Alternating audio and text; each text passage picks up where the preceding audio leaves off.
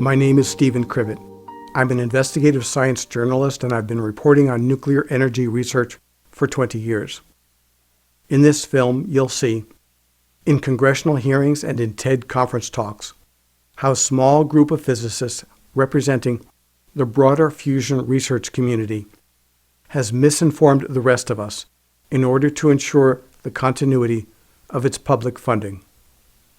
The International Thermonuclear Experimental Reactor, known as ITER, is a multinational fusion reactor experiment under construction now in southern France.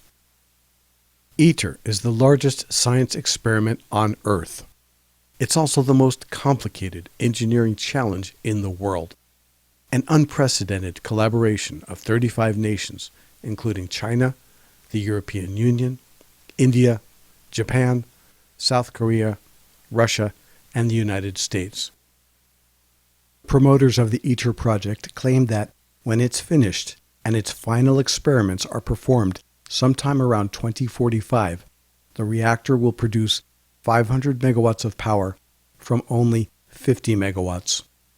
Based on these power values, they said that ITER would prove that nuclear fusion is commercially viable and that fusion will be a solution to climate change. None of that is true. If ITER works properly, the net power output rate of the reactor will be about 0. So why bother building it? Because the previous fusion reactor lost 99% of the power it consumed. So ITER would be a major improvement. The ITER organization has had 3 spokesmen in its history. I've been in contact with all of them. In 2020, I spoke with the first one, Neil Calder. When he joined the organization, all the people in top management had given him the wrong power values, but he didn't realize it at the time. The second spokesman, Michel Claessens, now works for the European Commission. He agreed to appear in this film. 30 years is a relatively short time for the creation of a major new branch of science and technology. During this period, far-sighted legislators have provided more than $5 billion for plasma fusion research around the United States. They have taken a realistic view of America's energy needs, recognizing that practical fusion would require a long-term commitment of time and resources. Nuclear fusion is the process in which 2 smaller atomic nuclei join together and in doing so create a larger atomic nucleus and release a lot of energy.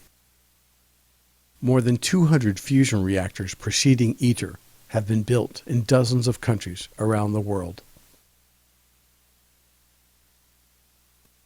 The field started abruptly in 1951 when President Juan Perón of Argentina claimed that researchers in his country successfully achieved controlled nuclear fusion. Those claims were discredited within days, but the Argentina claim nevertheless sparked interest in fusion around the world.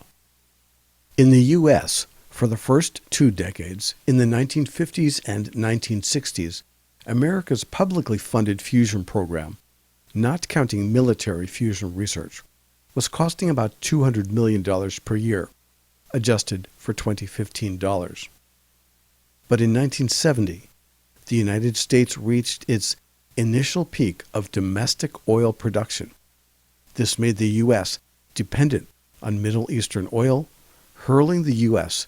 into an energy crisis. Fusion representatives convinced Congress that, by 1985, a fusion device would produce more energy than it would consume. A commercial fusion reactor could be built by the year 2000, they said. By 1974, Princeton University had completed its plans for a new reactor that, its fusion representatives claimed, would realistically demonstrate the feasibility of fusion as an energy source. By then, fusion researchers had an enthusiastic ally on the Atomic Energy Commission. His name was Robert Louis Hirsch, and in 1972, he was nominated to be the head of the Controlled Thermonuclear Research Division. Motivated by the energy crisis and fusion representatives' claims, Congress doubled the magnetic fusion budget and continued doubling it for 5 years until it reached $1 billion per year. Over in Europe, fusion representatives convinced the European Community and the United Kingdom to fund the Joint European Torus Fusion Reactor, known by its acronym JET. JET, the representatives claimed, was going to yield decisive results on the practical feasibility of fusion reactors. The Princeton Reactor, according to a U.S. Department of Energy fusion representative who spoke with Popular Science magazine, was supposed to produce net energy by the early 1980s. With these optimistic predictions, Congress maintained the $1 billion per year funding level for almost a decade. But the Princeton TFTR reactor, despite achieving better results than any previous fusion reactor, failed to achieve the results promised by the fusion representatives. New Scientist magazine reported that U.S. fusion scientists were becoming so disillusioned with the lack of progress that they were ready to cooperate with their rivals rather than compete.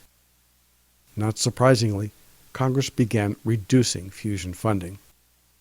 A few years earlier, UK fusion researchers had been having similar difficulties, and this problem was solved with the funding from the European Community to build and operate the JET reactor. U.S. fusion representatives then came up with 2 new proposed reactor designs. One of them, a Princeton University design, was called the Compact Ignition Tokamak. But rather than scaling back expectations, they made even bigger and bolder promises. But the U.S. government decided not to fund the new Princeton reactor concept. The roots of ITER go back to 1978. That was the year that construction on the JET reactor began. Scientists from the European Community, Japan, the Soviet Union, and the United States, without waiting for the results of the JET reactor, without even waiting for those experiments to begin, began discussing a joint collaboration to design and build a fusion reactor that would be even larger than JET. They called it the International Tokamak Reactor and gave it the acronym INTOR. The INTOR idea later evolved into the ITER idea. According to the CIA, INTOR was initially proposed by the Soviet fusion community because they knew they lacked the resources to make further progress in fusion on their own. Meanwhile, the Europeans and other countries all had their own next step reactor plans.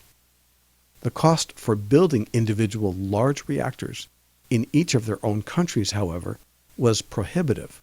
Nevertheless, the parties were unable to come to an agreement on a common design for INTOR. In 1985, U.S. President Ronald Reagan and Soviet General Secretary Mikhail Gorbachev met as part of their effort to bring an end to the Cold War. They were looking for joint projects that would promote international cooperation. Evgeny Velikov, the science advisor to Gorbachev, was the head of the Russian fusion program. He also knew Gorbachev personally because they had gone to school together. Velikov saw a window of opportunity and suggested to Gorbachev that he and Reagan consider fusion as one of the joint projects.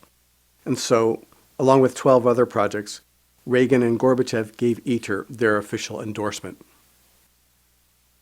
In 1987, the same major international players, the European Community, Japan, the Soviet Union, and the United States, took key parts of the INTOR design, came up with a new name, ITER, and continued the design process. Initially, the ITER power values were planned to be larger than INTOR, but the ITER design was later scaled down to almost the same power values of INTOR.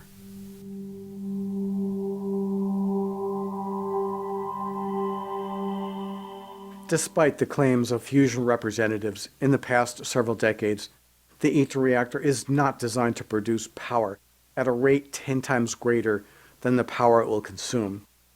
Instead, it's designed to produce fusion particles that have 10 times the power that goes into those particles. Here's the details.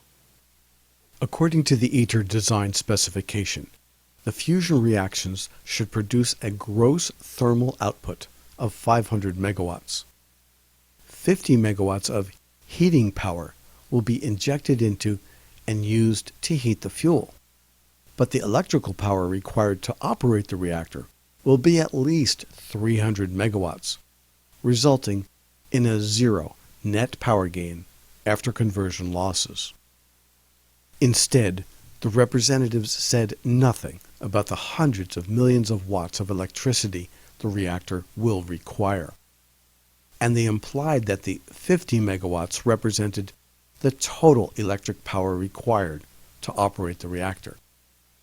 Instead of a zero net power gain for the overall reactor, they said it would produce 10 times the power it needs to operate. The purpose of the project is not to prove that fusion is commercially viable. It's only a science experiment. For nearly a decade, the ITER organization's webpage for journalists implied that the ITER reactor will produce a net gain of energy, an output of 500 megawatts from an input of only 50 megawatts, 10 times the energy the reactor is designed to consume. In the summer of 2017, I learned the correct input power value for the ITER reactor design. I published that information in October, and a month later the ITER organization corrected that web page, but it continued using misleading terminology on that and other of its web pages. But by then, these false claims had been so deeply and broadly disseminated that for people who were not fusion experts, the illusion had become reality. The fusion representatives misled staff members at Columbia University, the International Energy Agency, and the International Atomic Energy Agency. They misled members of Congress like Brian Baird and Eddie Bernice Johnson, as well as President George W. Bush. They caused people at the European Commission and the European Parliament to misunderstand the purpose of the reactor, and for a decade, almost every person who used the English, French, or Italian versions of Wikipedia as a reference for ITER was misled. The fusion representatives misled journalists at World Nuclear News, the New York Times, Science Magazine, Nature Magazine, New Scientist, the Wall Street Journal, the BBC, The Guardian, and many other news organizations. Every person who read these news articles, who was not a fusion expert, had almost certainly been misinformed. So if all goes according to plan, the overall ITER reactor will produce less power than it consumes. The overall reactor input will require a continuous rate of at least 300 megawatts of electricity. A subset of that, 150 megawatts of electricity, will be consumed by the heating systems. But there's about a 60% loss between the electrical power going into the heating systems and the heat they produce. So only 50 megawatts of heating power will be injected into the reaction chamber to heat the fuel. The incoming power transmission lines and power supplies for the ITER reactor are shown in the area marked by the green lines. In this photo, workers are installing one of the Korean-built transformers. Here are some of the reactor systems that will consume the 300 to 400 megawatts of electrical power from the French power grid when the experiments are running. But here's what happened. In public communications by the fusion representatives, they never disclosed the 300 to 400 megawatts that the entire reactor will need to operate. Nor did they disclose the 150 megawatts needed for the heating systems. And when they spoke about the 50 megawatt input value, they rarely identified it as the injected heating power for the fuel. Instead, they implied that it meant the overall and complete reactor input power requirement. In 2016, I asked the ITER organization's spokesman for the total reactor input power value.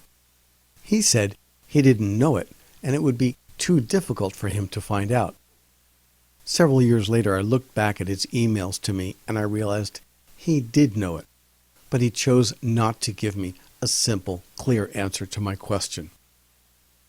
Eventually, I located more than half a dozen sources in the nuclear fusion community who provided me with the 300 megawatt number.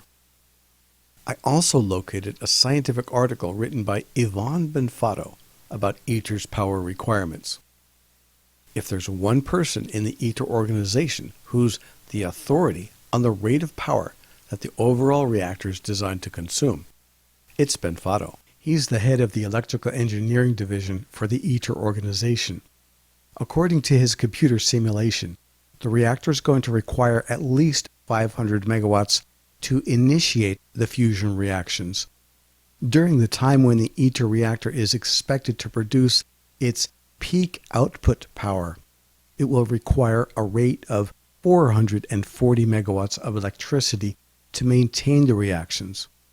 I later found one deeply buried news article on the ITER organization's website that mentioned the 300 megawatt value.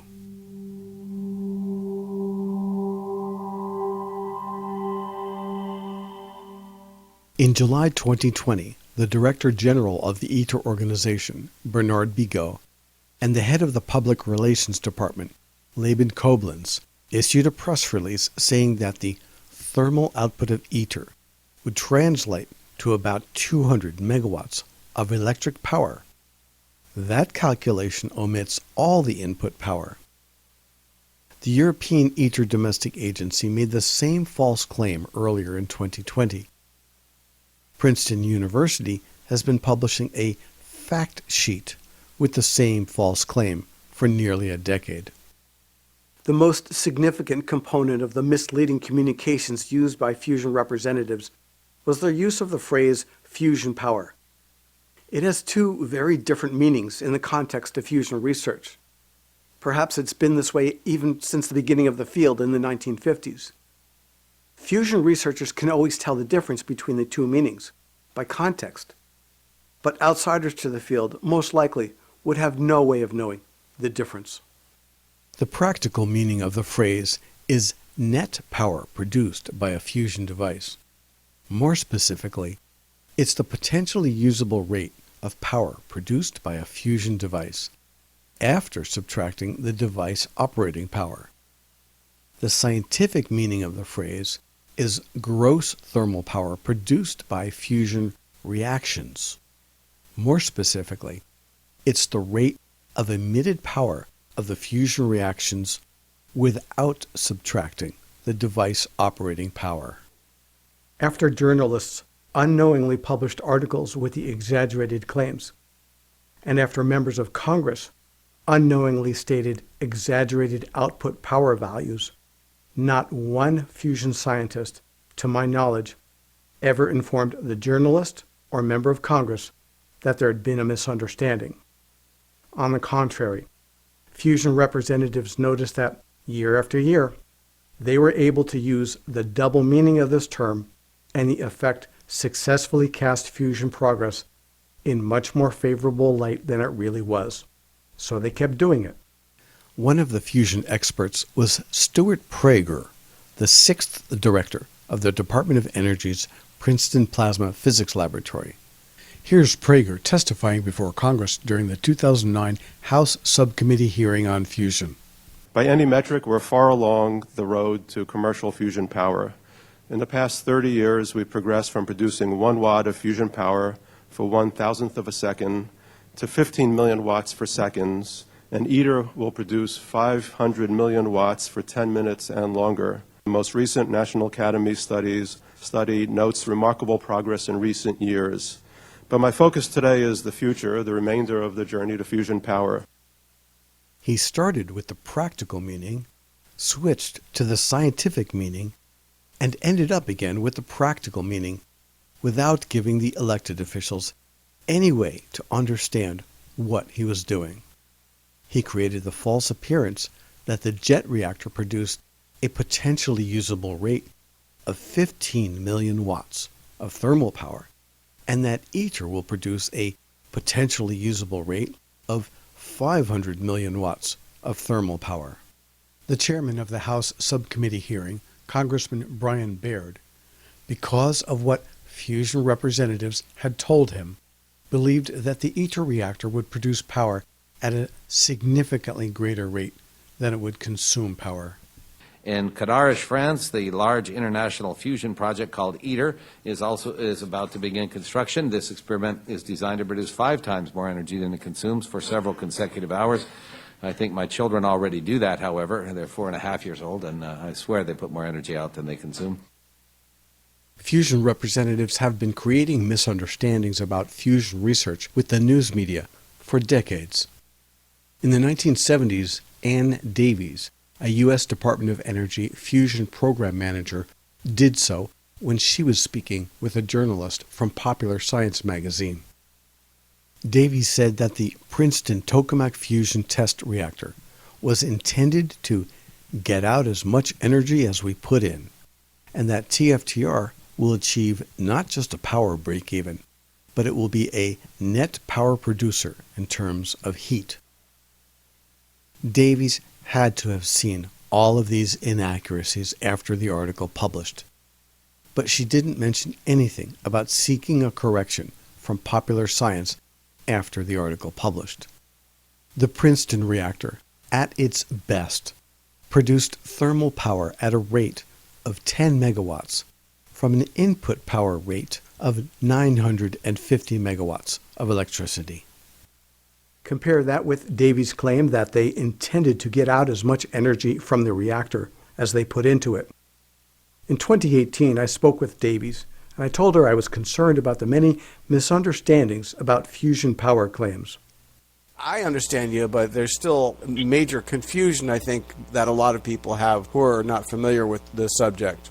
I'm not surprised. It's a pretty sophisticated and complicated subject, and the people who are very knowledgeable about it can easily let slip by some of the details that are important for people to understand. In a follow-up email with her, I asked her how she let those important details slip by when she was speaking with the Popular Science journalist. She blamed the journalist. But when she and her colleagues testified before Congress in 1993, those important details slipped by yet again. That was the year that the U.S. Congress decided to fund ITER. Senator J. Bennett Johnson sponsored a bill called the International Fusion Energy Act of 1993. Not only did it authorize U.S. funding for ITER, the bill focused the future of U.S. fusion research almost exclusively on ITER. But Senator Johnson had been misled. He thought that the original design for the ITER reactor would produce about half the energy of an average-size conventional electric power plant. When Davies testified before members of Congress, she did the same thing Prager had done. She said the jet reactor had produced 2 megawatts of fusion power and that the Princeton TFTR reactor was going to produce 10 megawatts of fusion power. She did so without explaining the special meaning of fusion power. In the U.S., the Princeton Plasma Physics Laboratory has been the focal point of fusion research. Steve Cowley is the current director of the lab, operated by Princeton University on behalf of the U.S. Department of Energy. Cowley was the former director of the UK Atomic Energy Authority and its Cullum Laboratory. These are some excerpts from a TED conference talk he gave in 2009. The TED conference policy tells speakers it's okay to simplify, but warns them not to simplify to the point of becoming misleading. But Cowley crossed that line. 7 nations are involved in building this. It's going to cost us $10 billion and will produce half a gigawatt of fusion power. Cowley didn't mean the net power produced by the overall fusion device. He was referring to only the gross thermal power produced by the fusion reactions. This is a crucial distinction. But everything in his presentation implied that the overall ITER reactor would produce 500 megawatts of net thermal power. And just down the road, This is JET. It's the only machine in the world that's actually done fusion. When people say fusion is 30 years away and always will be, I'd say, yeah, but we've actually done it, right? We can do fusion. In the center of this device, we made 16 megawatts of fusion power in 1997. Cowley did the same thing. He omitted the fact that 16 megawatts of fusion power consumed 700 megawatts of electrical power. We make estimates of what we think it would cost to actually make a fusion power plant, and we get within about the same price as current electricity. Yet, fusion scientists haven't proven that they know how to produce even 1 net watt of electricity. Norbert Holtkamp is the Associate Director for the Stanford Linear Accelerator Laboratory, operated by Stanford University on behalf of the U.S. Department of Energy. Good afternoon, ladies and gentlemen. My name is Norbert Holtkamp. I'm the Principal Deputy Director General of the ITER organization. ITER is the Latin word for the way. The ITER project has been established to demonstrate that fusion is scientifically feasible. When fusion scientists use the phrase scientifically feasible, they don't mean that a fusion reactor can produce useful power. Instead, to them, it means when fusion reactions produce more energy than it takes to produce those reactions.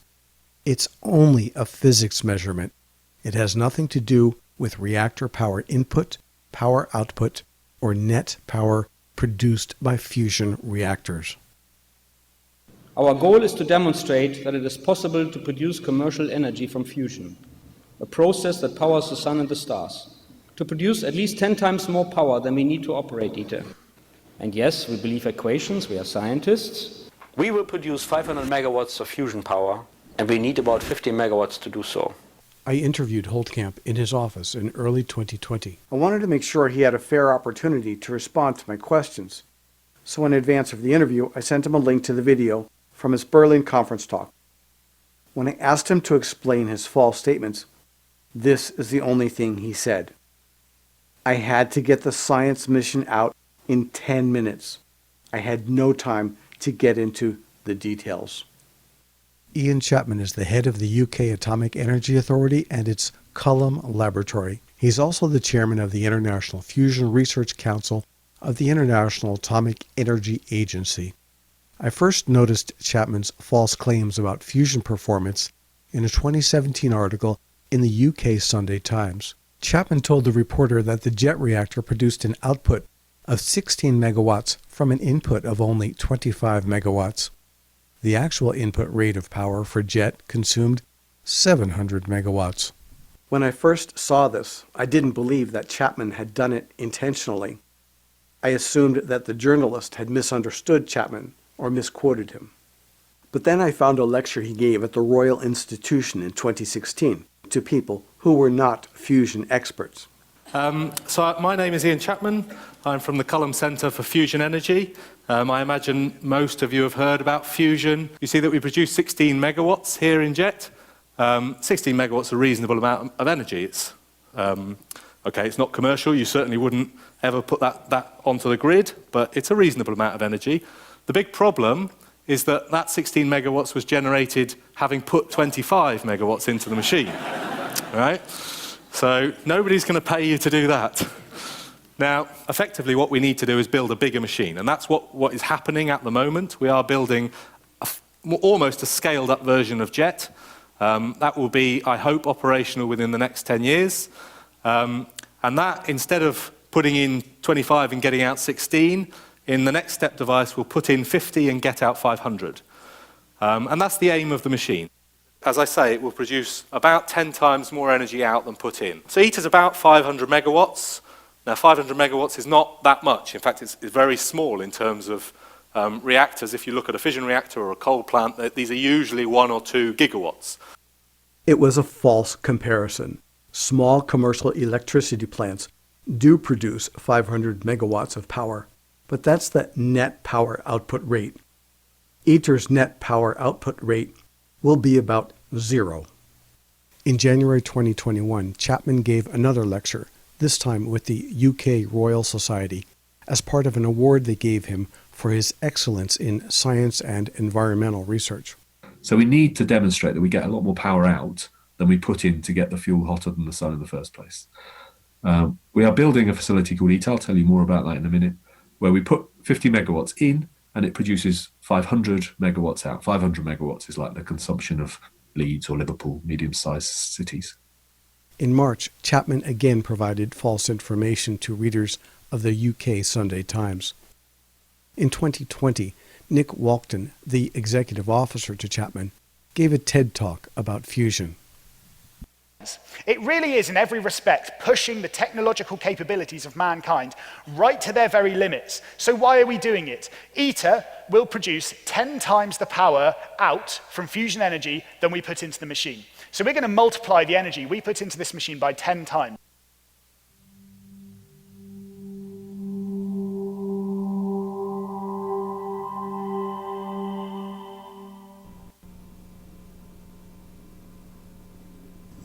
Good morning. The Subcommittee on Energy will come to order. Welcome to today's hearing entitled Fusion, the World's Most Complex Energy Project, which a week ago I didn't even know existed, and now I feel pretty well informed about this. A week ago I'd never even heard of ITER.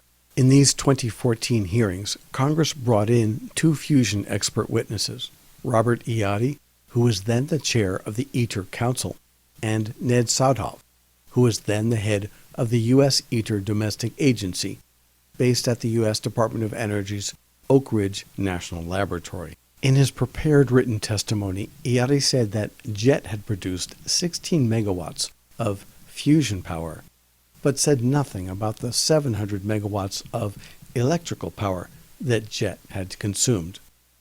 Iotti said that TFTR had produced 10 megawatts of fusion power, but said nothing about the 950 megawatts of electrical power that TFTR had consumed. Iotti did not distinguish between the input power of the reactions versus the input power of the reactors, thus creating false impressions about the net production of power by these reactors. In Saudhoff's written testimony, he made the same type of omission and said that ITER was designed to produce 500 megawatts of thermal power from only 50 megawatts of heating power. The members of Congress had no chance of decoding the deceptive language used by these representatives. Iotti and Saudhoff, like many others before them who had testified before Congress, sat there at the witness table, knowing that the members of Congress had been misled, and made no effort to correct the record or to inform the members of their misunderstandings. I now recognize the ranking member, the gentleman from California, Mr. Smallwell. But from my conversations with some of the top fusion researchers across the world, not just at Lawrence Livermore's National Laboratory, which is in my congressional district, and their National Mission Facility, which I happen to represent, I have learned that the support of fusion energy research is something that's critical at this day and age, and now is the right time to build and operate experiments that can finally demonstrate that a man-made fusion system can consistently produce far more energy than it takes to fuel it. For the magnetic fusion approach, the next step is clearly ITER. ITER is designed to produce at least 10 times the energy it consumes. I now yield to the ranking member, Mrs. Johnson of Texas. Nuclear fusion has the potential to provide the world with clean, safe, and practically inexhaustible source of energy. Producing reliable electric power from fusion would undoubtedly serve as one of the biggest and most important scientific achievements in the history of mankind. That is why I am so supportive of a strong research program that can help us overcome the remaining scientific and engineering challenges for this potential to become a reality. The ITER project is the next and largest step toward this goal. For more than 50 years, scientists at our top universities, national labs, and in the private sector, as part of a truly global research community, have been conducting experiments and performing research that has brought the team to a point where they are confident it is now possible to actually build a full-scale test reactor that produces far more energy than it uses. Subcommittee on Energy will come to order. And I look forward to learning more about the progress that ITER has made under Dr. Bigot's leadership to address previously identified management deficiencies and to establish a more reliable path forward for the project. Okay, the ITER will have been delivered is full demonstration that we could have 500 megawatt coming out of the 50 megawatt we will put in. According to Michel Claessens, the former ITER spokesman, there are several thousand companies involved in building the ITER reactor. Here's a list of just a few of them. The cost estimate, according to the U.S. Department of Energy, including the parts, is about $65 billion. Most of the public funds for the construction costs of ITER will be awarded in the form of contracts to industrial companies and fusion research institutions. By 2018, the European ITER Domestic Agency alone had signed contracts with 440 companies, and those companies engaged an additional 1,500 subcontractors. 2 years later, a total of 550 companies and 1,800 subcontractors were working on the project. One of the largest ITER contractors in the U.S. is General Atomics. The company creates the false appearance on its website that the ITER reactor will produce net energy. However, they've conflated the physics reactions with the overall device output. One of the largest ITER contractors in Japan is Mitsubishi Heavy Industries. The company published an advertisement on the Forbes.com website in the form of a news article with the false net energy claims. ITER is the Latin word for the way. Its goal is to pave the way to fusion power. From 50 megawatts of input heating power, ITER will produce 500 megawatts of thermal power for at least 300 seconds, the first fusion machine to produce net energy.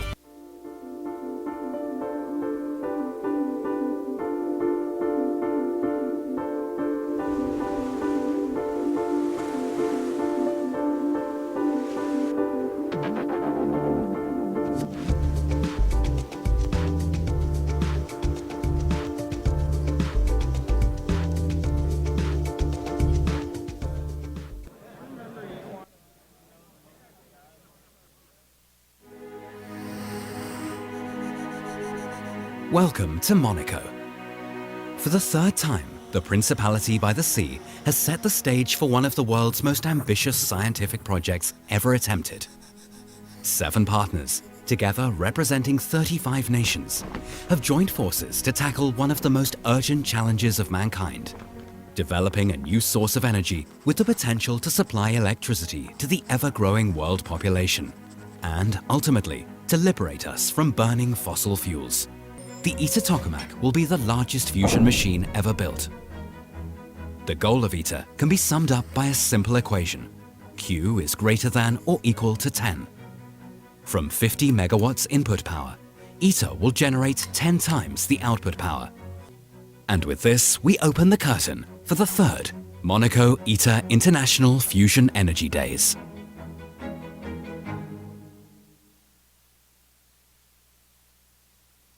The gentleman from California, Mr. Rohrbacher, is recognized for 5 minutes. Thank you very much. Dr. Van Dam, how much money has been spent on trying to produce fusion energy so far? My goodness. By the U.S. or by countries? No, everybody, but U.S. and then everybody. I would have to take that on as a homework assignment. Have we spent billions of dollars on fusion energy over the years and with our allies? Yes. And billions and billions. How much have we had any actual realization at all of something other than the computer models that suggest that we're going to get there? Have we had an ignition of fusion, man-made fusion energy? Well, there are 2 examples, one in the U.S., one in Europe. The U.S. example was the TFDR tokamak at Princeton, which was at the late 90s, and they got very close to break even. The joint European tourists, likewise, around the same time, got even a little Okay, bit very better. close isn't Yes. is not yet, right? Well, those were still smaller machines. By very close, Van Dam created the false impression that the reactor came close to producing thermal power at the same rate as it consumed electrical power. But TFTR only produced 1% of the power rate it consumed. Yeah, but we're very close doesn't work. Well, there's break even. Do we have man-made fusion energy? Do you have something went on for a minute worth of fusion energy? No. Well, national security applications, but they don't last that long. Meaning, okay, well, let us note that we've had very little physical evidence that it's actually happening. We got a lot of computer models here, and let me just note that I've been here for a while, I've seen a lot of computer models that didn't work. And is it possible that we will get to the end of this project and it won't work? I sincerely hope not, and the best... That's not, no. Okay. Is it possible that it won't work? The best projections from experiments that we have done over the past decades, and our experience, the database, the computer modeling, and the new technology that we have, we think it will definitely work. I think we think, okay. Let me just note this, that I would love to believe in the dream of fusion energy. I'd love to believe that. And it's possible, from what people say, it's possible we will get there. But we know that with the expenditure of the kind of money that we've spent on fusion energy, we could have developed fission energy alternatives that are for sure. I think the American people deserve us to go for a for sure outcome of electricity that we could spend the same amount of money on rather than something that could work because the computer models tell us so. Dr. Begaud, go right ahead. I know you're anxious to refute that or say something good about it. Please use my time to do that. If I may, just a second. Yes. From my point of view, we have achieved what the computing modeling has been able to achieve, which means the jet, we know, it could not deliver more than 70% of the fusion power it received. For many years, fusion representatives claimed that jet produced between 65 and 70% of the power rate the reactor consumed. That ratio does not apply to the overall reactor. Instead, the overall reactor produced fusion reactions with only 1% of the power that the reactor consumed. But they omitted that detail, as Begaud did here. Was that 70 or 17? 70, you see? Because of the size, is it not possible to have, a net fusion power? But we had fusion power, but not a net outcome. Is why with ITER, we need a larger, tokamak, we need a larger vacuum vessel, and the expectation is to have 10 times fusion power that we will feed in with the heating system. 500 megawatt of fusion power. So everybody in this audience has to understand there is a minimum size if you want to get, fusion power. You need to have a sufficient number of fusion events per unit time in order to deliver.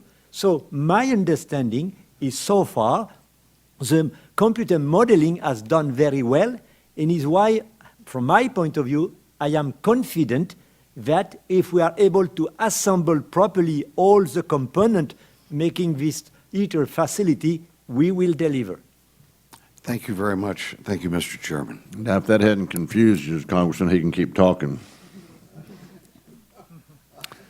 Yes. I think what he's saying is that we're making progress, and so I'm glad that he's here and explaining it to us.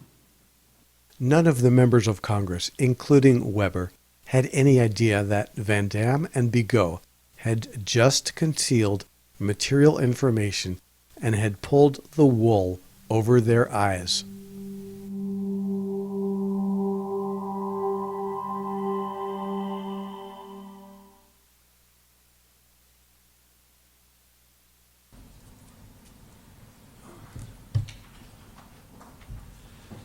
what ITER is designed to do, and it was an international consensus of what size it should be and how it should be configured, right, is to get to the point that you don't have to put any energy in,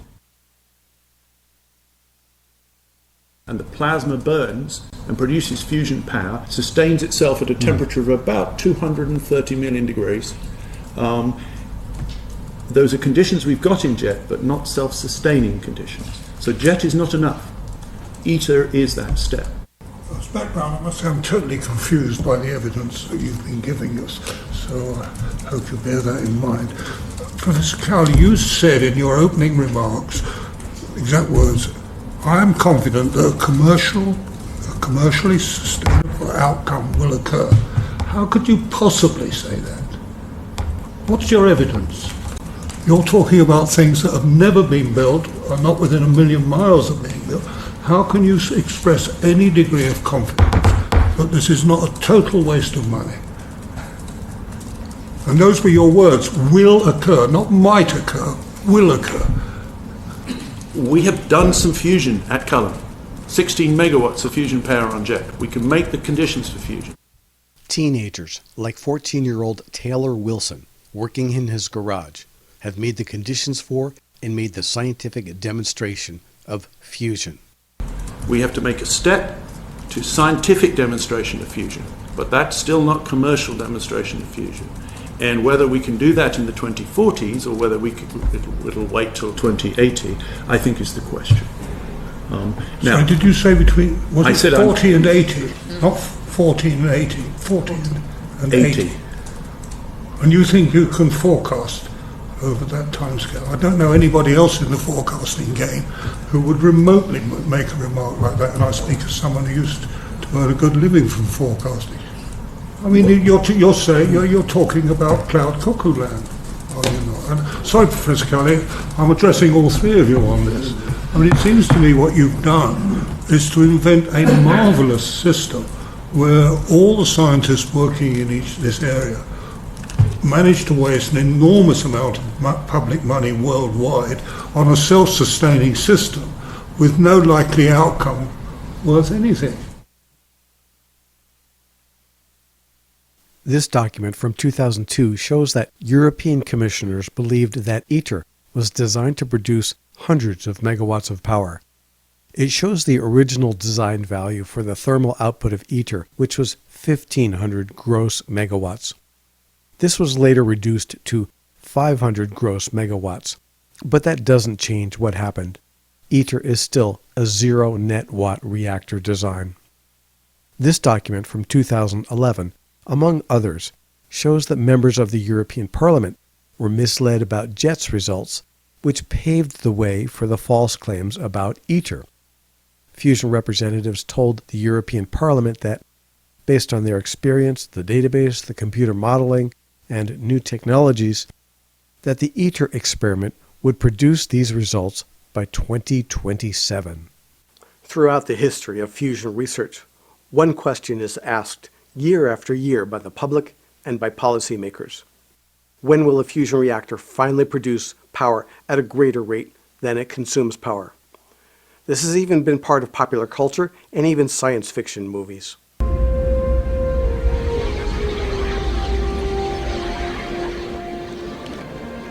My spectrometer shows stable hydrogen production. Getting more out than we put in. Fusion representatives have always known what the public wants and expects from fusion research: a reactor that produces power at a greater rate than it consumes power. That's what the fusion representatives promised with ITER, but it was an illusion. So when will a fusion reactor produce power at a greater rate than it consumes power? Many news stories have mentioned something called DEMO, which is short for a demonstration fusion reactor. It's usually described as a continued collaboration of the ITER consortium and a direct successor to ITER. Actually, there is no single demo reactor that will follow ITER. There are no plans of continued international collaboration by the 35 nations that are working on ITER. Instead, demo refers to a class of fusion reactors intended to demonstrate the net production of electricity. Since the 1970s, fusion scientists have been designing, on paper, theoretical demo-class reactors. In the absence of any direct experimental evidence that fusion reactors on Earth can produce net energy. As of 2018, according to the International Atomic Energy Agency, each of the 7 ITER partners has its own plans for demo-class reactors. These reactors will need to be even larger than ITER in order to achieve their goals. The European Union and each of the other ITER partners will have to pay the entire cost for each respective reactor. According to Tony Donnet, the head of the Eurofusion organization, the EU demo reactor will produce a net output of 500 megawatts of electricity by the year 2060. If a commercial fusion reactor based on the EU demo can be built within 10 years of that, then the first commercial fusion reactor from the EU should be on the electric power grid by about 2070. But making net power is not the only essential measure of success for the demo-class reactors. So far, the most powerful fusion results have lasted for only milliseconds. The duration of the ITER and demo-class reactors will need to go in the opposite direction as shown here, and the reactions will need to last for many hours. This is the timeline created by the European fusion researchers in 2012. As shown here, these researchers are not waiting for the experimental results from ITER before beginning to design and engineer this century's European demo fusion reactor. The moment the ITER experiments are done, as I've highlighted in red, they want to begin building their EU demo, which I've highlighted in blue. The EU fusion researchers wrote that the EU demo reactor is such a vital link to practical fusion power that European taxpayers should continue support for the EU demo reactor regardless of whether ITER is successful.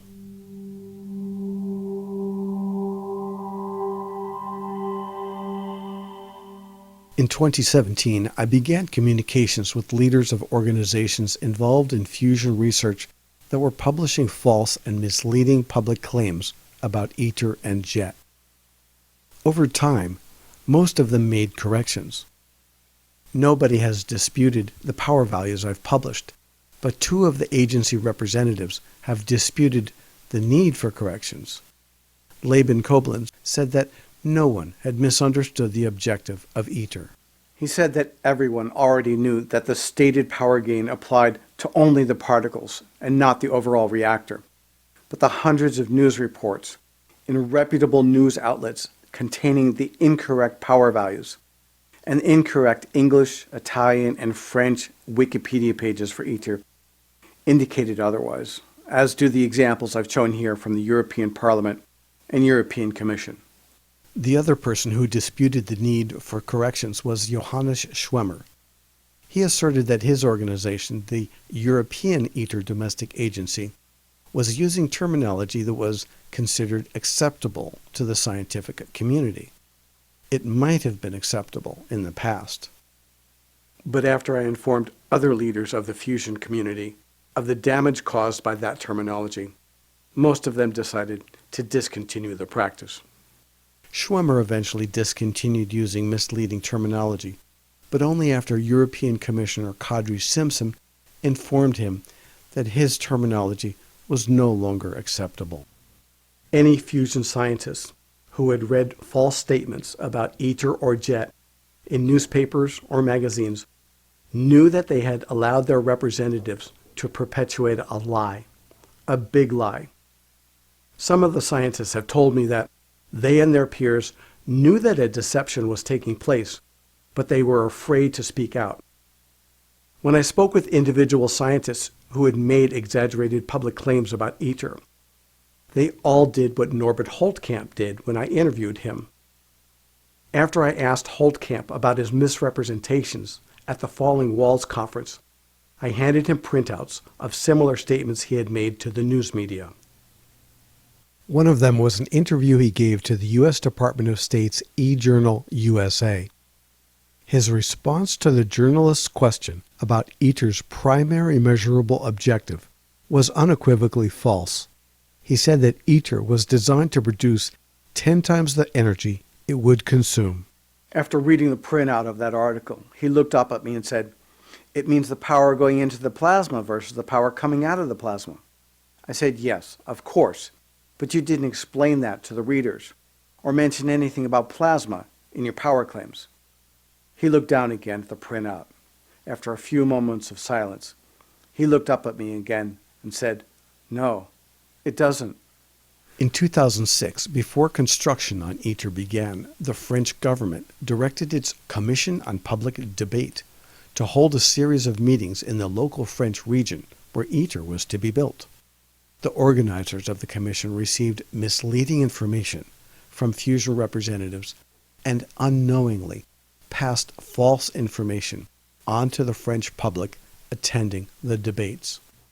If we consider the number of people who read just the 2017 New York Times ITER story alone, and now mistakenly believe that the reactor is designed to produce power at a rate 10 times greater than it will consume power, we can get a sense of the magnitude of the lie.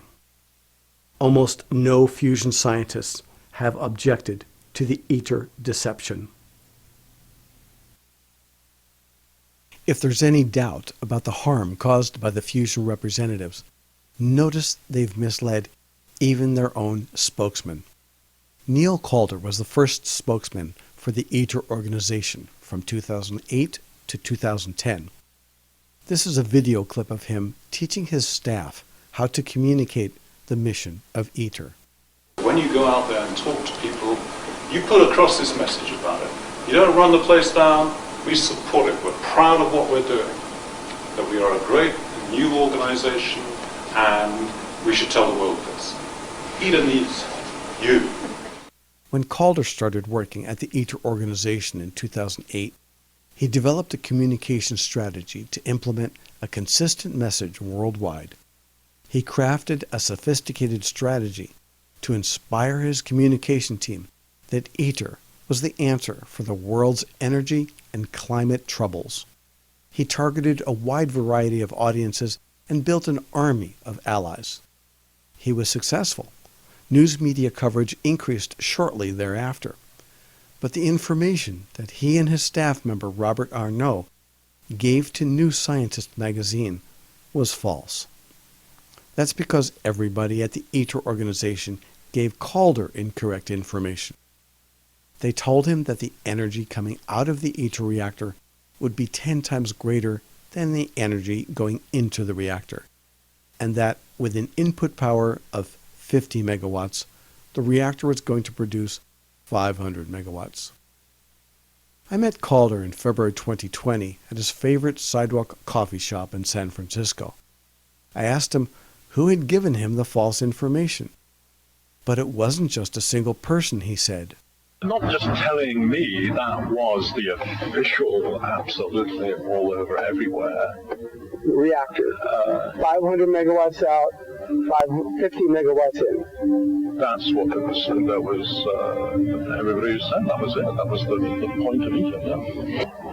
Well, it was the whole. It was basically I spoke to everybody in the senior management at the time, and there was no inconsistency as far as I remember across the board. Michel Claessens was the second spokesman for the ITER organization. I got recruited in the ITER organization in 2011 as the head of communications and external relations. I'm not a fusion specialist. I have a PhD in physical chemistry, but my interest in ITER is both personal and professional. Personal because I'm following the project since the start, since the 80s actually, because it's an amazing project, huge challenges, international cooperation.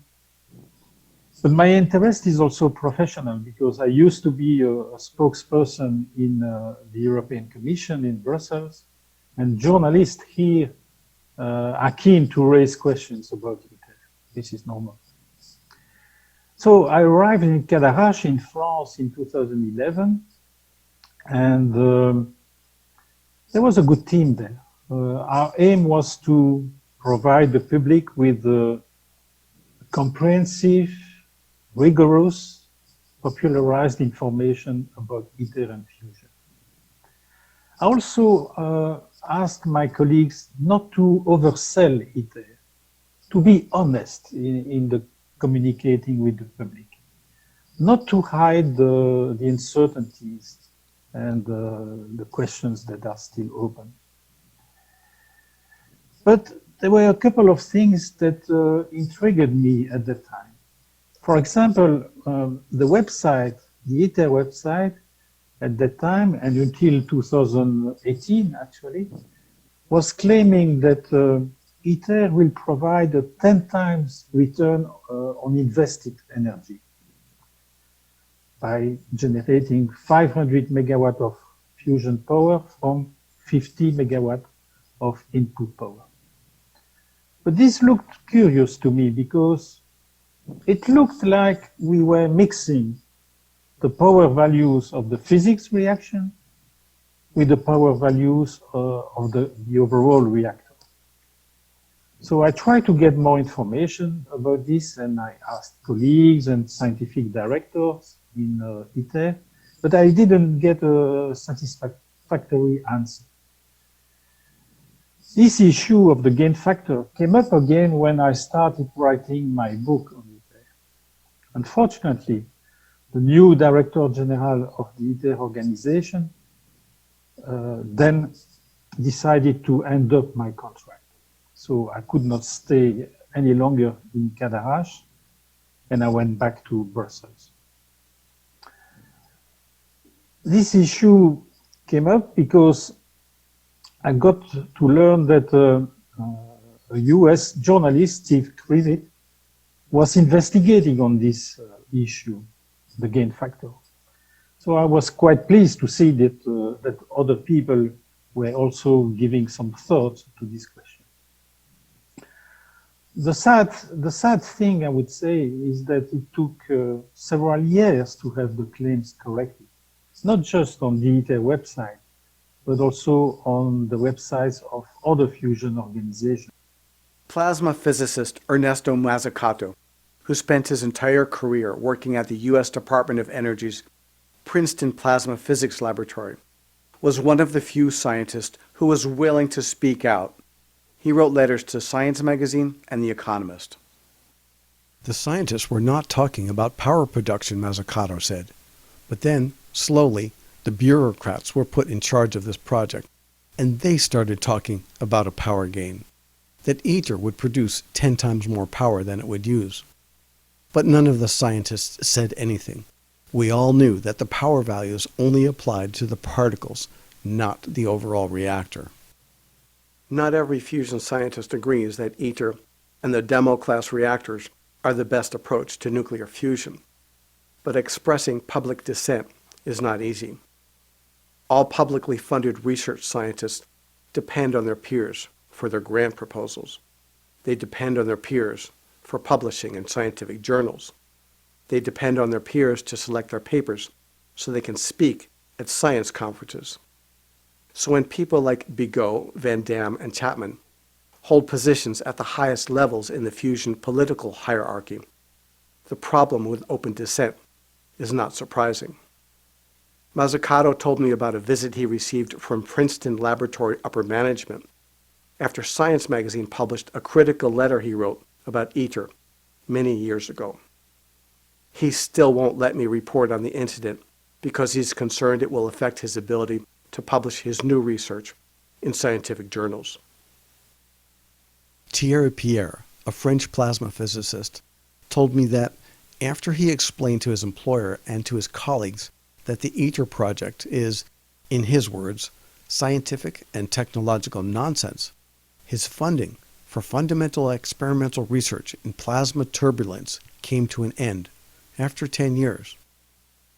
Bruno Coppi, an American plasma physicist, told me that after he criticized the U.S. Department of Energy's ITER-dominant approach to fusion, he began to be considered an enemy in the DOE, which soon terminated his grant for an alternate approach to fusion research.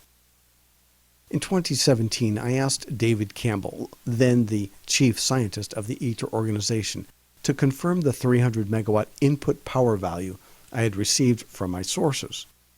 Campbell didn't respond. The following month, Campbell notified the ITER organization that, after 10 years at the organization, he would be retiring.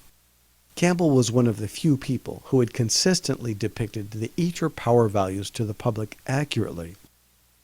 3 years later, I asked him about this. He replied, but he said he no longer participated in public discussions about ITER. In 2018, Campbell's successor, Tim Luce, told a visiting panel appointed by the U.S. National Academies of Sciences that the thermal output of ITER would be equivalent to a small electrical power plant. I contacted Luce and argued that a fusion reactor on the scale of ITER would leave zero power left over. Luce thought that the required input power for ITER would be in the 100 to 150 megawatt range. After I showed him my sources for the 300 megawatt range, I asked him whether he'd be retracting what he told the panel. He said no. He said my sources were not reliable. Needless to say, I didn't get the chance to ask Luce why he was consistently telling the news media that the ITER reactor was designed to produce 500 megawatts of thermal power from an input of only 50 megawatts of power. After I published my conversation with Luce, Laban Koblenz, the current ITER spokesman, sent an email to what appears to be every person working on the project and instructed them to stop further communication with me. Neil Calder told me that politicians will never stop spending the public's money on the ITER project because it has too much momentum. He would know. He's the former director of public relations for the huge particle physics laboratory known as CERN, the European Organization for Nuclear Research. New Yorker magazine quoted Norbert Holtkamp telling one of the ITER engineers, "If you spend as much money as you can, after the first billion, no one's going to stop us." So Holtkamp spent and spent, the ITER engineer said. But it's not just about money. This is what FuseNet, the European Fusion Education Association, told students for nearly a decade. When I look back at Neil Calder's slides from 2008, when there was nothing at the ITER site to look at except a big piece of flat land, I can only wonder how many young people have been misled about fusion.